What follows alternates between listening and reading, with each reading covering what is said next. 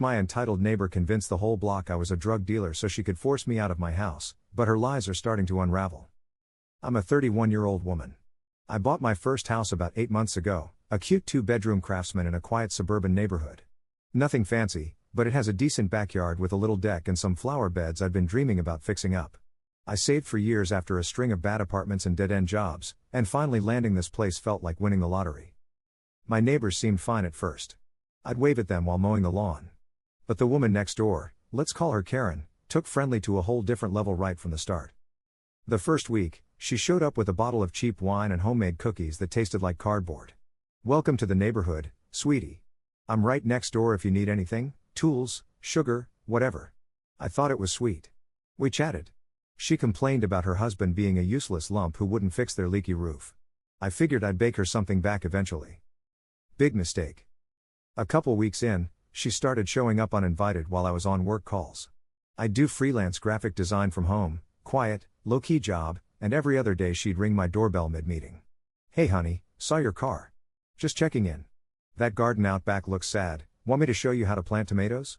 I'd politely say I was busy. She'd linger anyway, peeking inside, commenting on my furniture arrangement, suggesting I move the couch to the other wall. Trust me, I've lived here 20 years.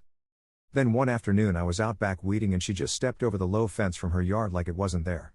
Before I could say anything, she had her clippers out and was hacking at my rose bushes. "These are practically communal, they've been here since before you moved in." "You're welcome." I asked her firmly to stop and leave. She huffed off muttering about ungrateful young people. That night, her husband Gary knocked on my door. He's about 60, beer gut, trucker hat, the whole package. "Karen says you yelled at her. She's upset. You should apologize." I told him I'd asked her to stop cutting my plants. He snorted. "Those bushes are on the line. Fix your attitude, or we'll fix it for you." I shut the door with my heart pounding. I blocked their numbers. The next day I installed a Ring camera. The morning after that, police showed up for a noise complaint. It was 10 a.m. on a Saturday and I had been vacuuming. The officer told me the neighbor had reported loud music and yelling all night. I pulled up my Ring footage and showed him Karen pacing her yard at midnight, yelling into her phone about that bitch next door poisoning my soil. He rolled his eyes and left. It didn't stop there. Over the following weeks, she dumped her dog waste bags over my fence, spray-painted drug house on my mailbox, I have the footage, called animal control claiming my indoor cat had hissed at her, and buried me in HOA complaints about unapproved landscaping and illegal parking, even though my car sits in my own driveway. I fought every single one and won. But it was exhausting. My work started to suffer because I couldn't focus. The last straw came when I returned from the grocery store to find my back gate wide open, plants trampled, and patio furniture tipped over. My Ring camera showed Karen letting herself in with bolt cutters. "Just borrowing your hose, dear. Yours is busted." Gary was visible in the background, laughing. I marched over. She came out smirking. "This whole block was fine until you showed up. Partying all night, dealing pills from your garage, everyone knows it." I laughed in disbelief. She continued, "Lights on late, sketchy visitors, I have proof. Move back to the city where you belong." I called non-emergency police on the spot. They came, warned Karen and Gary about trespassing, and left. Karen wailed about harassment the entire time. Gary threatened to tell them about my operation. The cop was patient but firm. I started looking into restraining orders that night. Update 1. Things escalated faster than I expected. I woke up the next morning to find my car keyed, a long gash down the driver's side. My Ring camera caught a shadow but not a clear face. Then text messages started coming from unknown numbers, "Leave or else. We know where you sleep." I screenshotted everything and blocked them. Later that day I looked out to find Karen with a crew of men, her sons, I think, digging up the fence line. "Property survey." She yelled when I ran out. "This fence is 2 feet onto my side and I'm taking it down." I called the police again. When officers arrived and asked about the permit and survey documentation, it turned out there wasn't any. One of the officers recognized her. "Ma'am, we've spoken before about complaints from this address." Karen immediately pivoted to accusing me of assaulting her workers. I had been standing on my deck in pajamas. They warned her again and left. That afternoon, an anonymous post appeared on the neighborhood Facebook group, "Beware new neighbor at my address. Dealing from garage, threatening seniors." Proof attached. The proof was a blurry photo of my recycling bin containing beer cans from a party months ago, and a circled image of a late-night Amazon delivery. The comments were a disaster. "Saw cars there at odd hours. Keep the kids away." One woman wrote, Karen warned me. Glad I didn't say hi. I posted a polite response explaining the police had been called multiple times on false reports. It was downvoted and eventually deleted, by an admin who, I later found out, was Karen's cousin. Old ladies I'd waved to for months started crossing the street when they saw me. That evening, Gary showed up at my door again. I didn't open it but spoke through the ring. He told me Karen had a cash offer ready, $30,000 below market value. Take it or regret it. When I told him to leave, he pounded on the door until a neighbor across the street called the police. I filed restraining order paperwork the next day. The following morning, a certified letter arrived from Karen's lawyer, a cease and desist accusing me of defamation and property damage. Me. Update 2. The restraining order hearing was scheduled, and for 2 days after I filed, things went quiet. I almost let myself relax. Then my boss emailed me asking for an HR call. Someone had called my company claiming I was running an illegal operation from my home office and endangering clients. The caller had provided evidence, an edited clip of my porch light on at 2 a.m., I have insomnia and sometimes walk around at night, and the license plate of a friend's car from a single visit. My boss pulled me from client video calls until things were cleared up. I sent over my own footage and police reports and was reinstated within a few days, but I lost a client in the gap who had already heard enough to be suspicious. Back at the house, no drugs here. Signs appeared on Karen's lawn, positioned to face my front door. Her teenagers egged my car, I have video of them laughing while they did it, and when police were called Karen insisted it was kids playing. Her lawyer sent a new filing threatening to sue me for trespass and fence encroachment. Then my power went out. Only mine, on the block. The utility lineman said the line had been deliberately cut. The timing was notable. Karen had hosted a block watch barbecue that afternoon, inviting every neighbor except me. I caught audio from one of my cameras of her telling guests, "That one's out soon. Realtor already has buyers lined up." You know why? Someone in the crowd responded sympathetically. One voice pushed back gently, "She seems nice to me, honestly," and Karen said flatly, "Paid actress. Just watch." I posted anonymously on Nextdoor pointing out that police had filed over 15 incident reports involving Karen's address. It got traction. She countered claiming I was running a smear campaign. The thread got heated. 2 nights later, my doorbell rang at 2 a.m. My ring showed Karen on my porch in a nightgown, clearly drunk. "Let me in. Your lights are bothering me." I called 911 and stayed away from the door. She started hitting it hard enough to rattle the frame. Officers arrived and took her in for public intoxication and attempted violation of the pending protective order. Gary showed up at the station and screamed at the patrol officers about a false arrest. My lawyer told me the restraining order was now essentially a guaranteed approval. Update 3. The restraining order was granted, a full order, 100 feet, no contact, covering Karen, Gary, and their sons.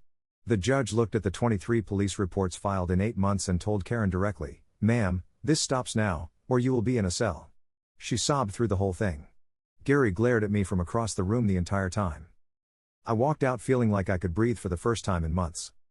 That lasted about 48 hours. I came downstairs to find my garage door hanging open. My bike and several tools were gone. Footage from 4 a.m. showed Gary on a ladder at the side of my house. Police recovered the bike from their shed, Gary called it borrowed, and arrested him for burglary. He was out on bail by afternoon. Karen shifted to drive-by harassment, yelling from her car window so she could claim she was technically staying 100 feet away. The neighborhood remained split, some people had started apologizing to me quietly, but others still kept their distance. Work fully reinstated me and gave me a small bonus for handling the situation professionally. Small comfort.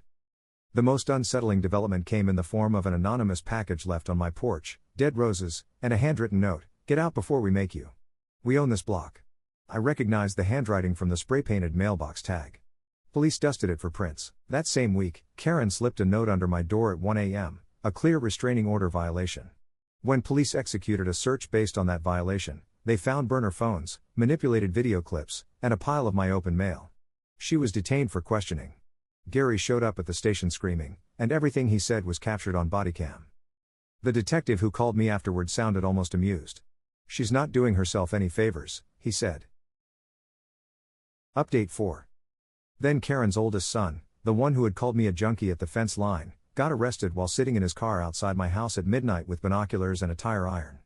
Bodycam audio caught him on the phone saying "Mom says go now, scare her good." He was charged with stalking and restraining order violation. Gary tried to physically block the police cruiser and was pushed back. Karen screamed from their porch in rollers. Half the neighborhood was outside filming on their phones, and for the first time, the looks I got were sympathetic ones. Detectives came to me afterward to ask about a claim Karen had apparently made during questioning, that months ago I had propositioned Gary and was running this whole harassment campaign as revenge for his rejection. I actually laughed out loud. They showed me her version of events and I pulled up every piece of footage I had. Zero interactions with Gary beyond him threatening me at my door. The detective told me her story was falling apart. Her burner phones contained draft messages she'd never sent, edited video files, and a photoshopped image she'd apparently planned to use as evidence that had already been flagged by their forensics team for inconsistent metadata. "She's cooked," he said. A local reporter had been tipped anonymously, by Karen, trying to get a news story about me, but had fact-checked the police logs instead and called me for my side. I did a brief interview, no face shown, and walked through the sabotage and break-ins. The article that ran was titled "Neighborhood Terror, Woman's Harassment Campaign Backfires Amid Police Probe." The comments were mixed, but my neighbor Mr. Patel, a quiet, kind man 2 doors down who had been avoiding me for months, knocked on my door that afternoon with a tin of cookies and an apology. "I should have come sooner," he said. "I'm sorry I believed her." It was the first time since moving in that a neighbor had said something genuinely kind to me. I cried a little after I closed the door.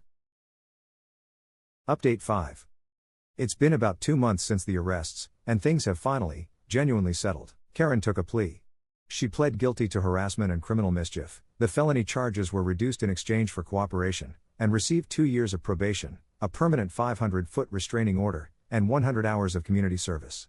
Gary got 6 months in county jail for the burglary and criminal threats.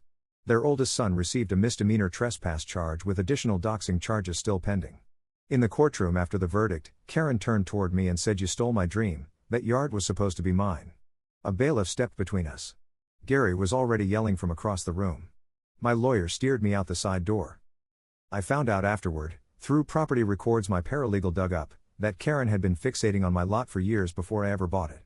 Her late mother had left her money specifically to buy and combine the 2 properties for a larger extension. She'd been outbid, hadn't let it go, and when I moved in as the new owner, a single woman she apparently thought she could push around, she decided to just remove me instead.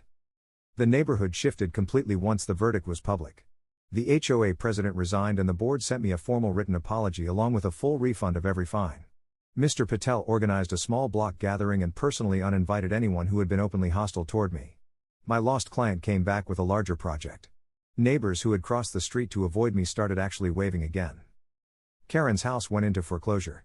Between Gary's bail, their legal fees, and missed mortgage payments, they ran out of road. I watched a U-Haul get loaded from my kitchen window one evening without feeling much of anything, not triumph exactly, just quiet. They left garbage piled on the curb and a dog chained to a tree in the backyard. Animal control took the dog.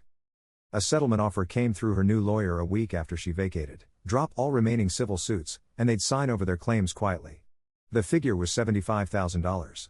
My lawyer recommended I take it. I did. I used part of it to finally fix the flower beds properly, hire someone to repair the fence, and replace everything that got bleached or broken or stolen. The rest went into savings. I still check my locks more than I should. I still flinch a little when the doorbell rings unexpectedly. I don't think that goes away overnight. But I'm sitting on my deck right now with a cup of coffee and my cat, and the yard is quiet, and the roses I replanted in the spring are actually blooming. This is my house. I earned it, I fought for it, and I'm staying. Hi there, if you made it so far.